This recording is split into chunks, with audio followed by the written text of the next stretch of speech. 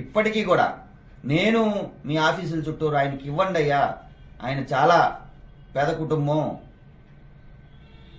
ఆయన పరిస్థితి చూడండి, ఆయన ఫేస్ చూడండి, ఆయన తిరగలేకపోతున్నాడు, నేను చచ్చిపోయేలోపు నాకేమన్నా ఇస్తారా ఈరా అని అడుగుతున్నాడు, ఇవ్వండి అని నేను మీ ఆఫీసుల చుట్టూ తిరగడం జరిగింది. అయినా మీరు ఇవ్వాల. మీరు ఏమనుకుంటున్నారు నాకు అర్థం కాల. అంటే అధికారులంతా జిల్లా మొత్తం ఇదే విధంగా ఉన్నారు. నా కాడికి వచ్చే కేసులు నేను చూస్తా ఉన్నా. సీఎం ఫేసీ నుంచి మీకు పని చేయమని లెటర్ వచ్చినా తప్పుడు రిపోర్టులు రాసి పంపిస్తా ఉన్నారు సీఎం ఫేసీకి.